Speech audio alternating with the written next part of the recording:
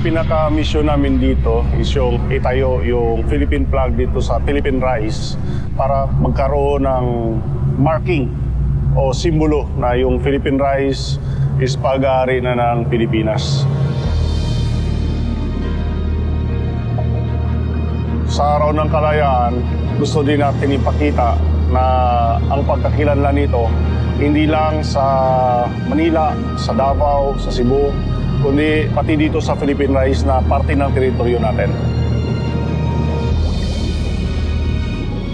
Bahagi ito ng nasasakupan ng ating bansa.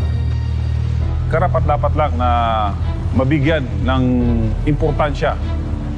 Isa sa mga pagpapahalaga at importansya na yon, yung mapatunayan natin at napatunayan na natin na itong Philippine Rise na ito ay sa atin talaga.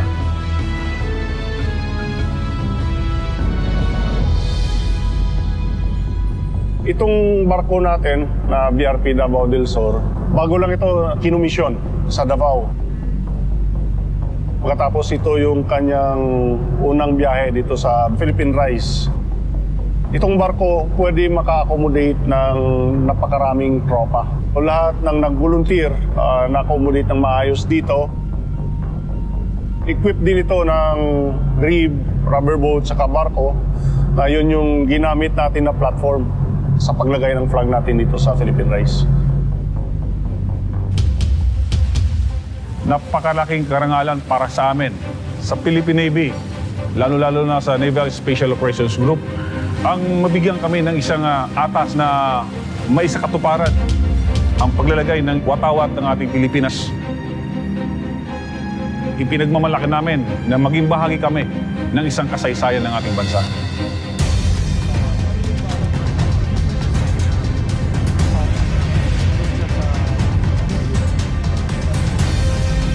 Sa ngayon, ako yung natasa na maging type director para maging successful itong operasyon na to. Trabaho ko na tingnan yung orientation ng bawat diver, tapos physically fit sila to do the dives. Pumunta sila dito sa ganitong misyon. So dapat yung iniisip ng lahat, isa lang, to be mission-oriented. Nasa tamang direction kami lahat.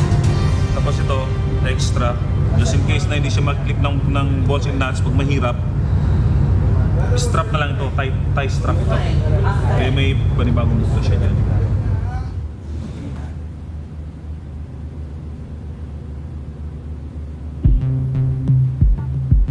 Kaninang umaga, ang pinakaunang bagay na pumasok sa isip ko is yung preparedness ng bawat isa. I'm very excited na makita yung mga membro ng divers preparing themselves.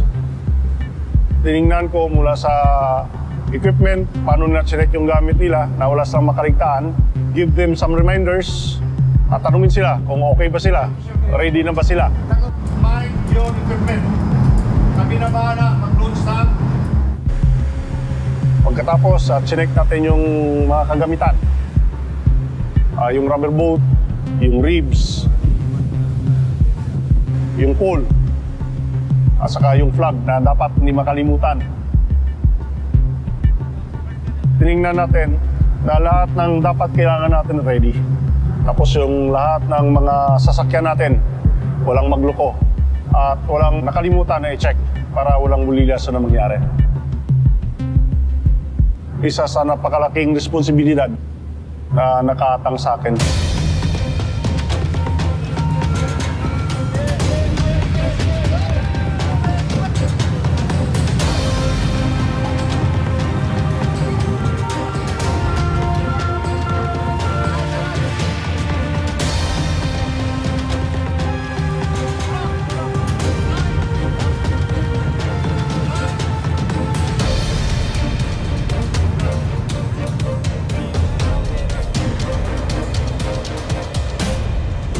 Ang unang dumating dito ay yung BFAR.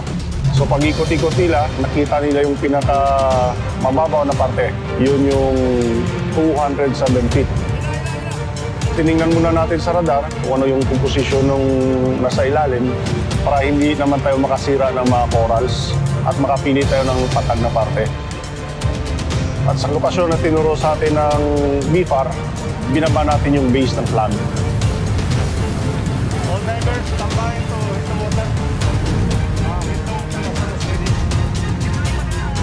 Sa original na plano, sa loob ng 3 minuto, kailangan nandoon na kami sa pinaka-base ng plug.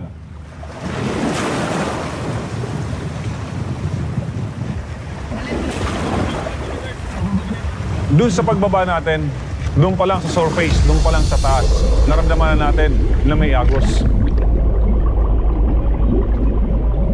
Palakas ang agos ng kuryente. Doon pa lang inisip na namin na magkaroon ng pagbabago. Maaaring magkaroon ng aberya. Maantala yung pagbaba namin. Malakas ang agos pero pinilit nating makarating. Yung original na plano na 3 minuto, naging 8 minuto bago tayo nakarating. Doon sa paglapit natin sa base, hindi naging madali para sa diver. Sapagkat yung pole ay yari sa bakal. Kailangan buhatin ng diver palapit doon sa base. Siguro humigit kumulang 5 metro pa ang layo mula sa kinabagsakan ng pole doon sa paglalagay natin. Ginawa ng paraan ng mga diver na mailapit. Nilabanan natin yung malakas na agos ng tubig.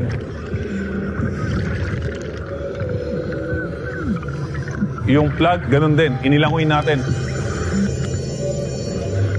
Iginapang natin sa ilalim ng dagat. Kailangan natin igapang dahil malakas ang agos. Nagtutulong-tulong kami na ilangoy yung plug. Pero kailangan natin gumapang. Ang pinaka-plano natin is sa loob ng 15 minuto or 15 minutes kailangan tapos ang trabaho, naka-establish yung plug, naka-hoist siya sa base. Tapos, aakit tayo, tapos ang trabaho. Pero dahil nga sa nagkaroon ng aberya sa lakas ng kuryente, sa lakas ng agos ng tubig, yung 15 minuto or ngayon, hindi pa tayo nakapag-establish.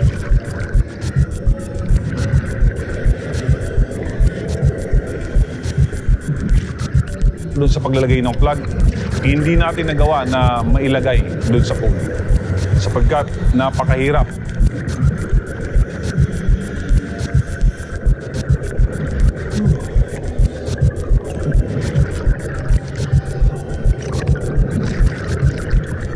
Yung kalahati ng team natin, nag-finish ng dive na sila dahil yung consideration natin, kukulangin tayo sa hangin.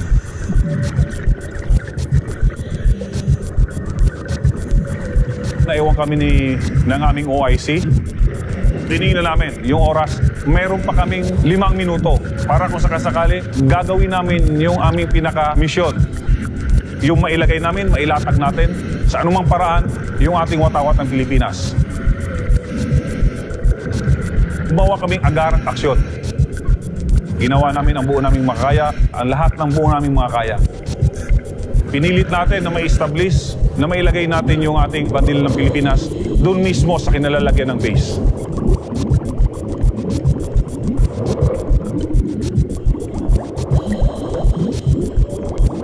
Itong simbolo na ito ay magiging palatandaan na itong lugar na ito ay pag-aari ng Pilipinas.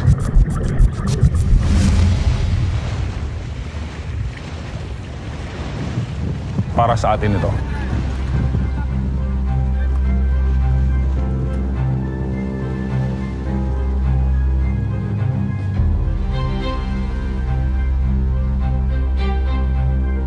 Malaking karangalan para sa amin ang matupad yung aming misyon.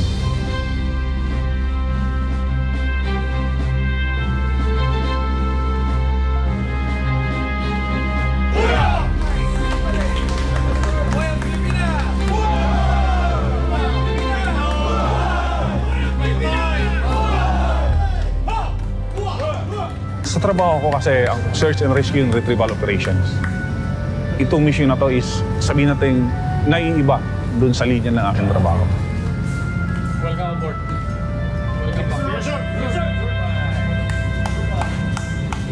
Ito talagang para sa bayan ito.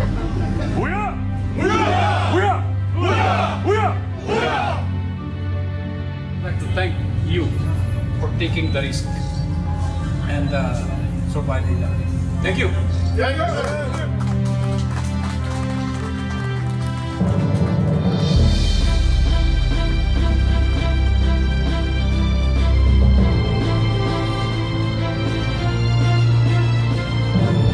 We feel pride and honor. Hindi lang ako ang natutuwa, kundi lahat ng nandito sa Marco, tuwang-tuwa.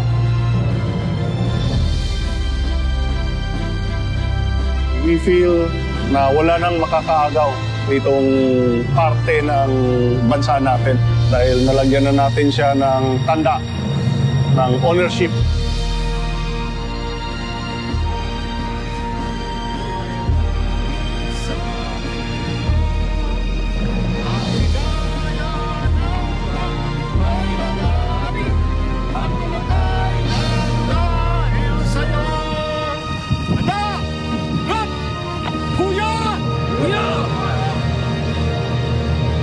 Itong Philippine Rice, we will guard it to our last breath.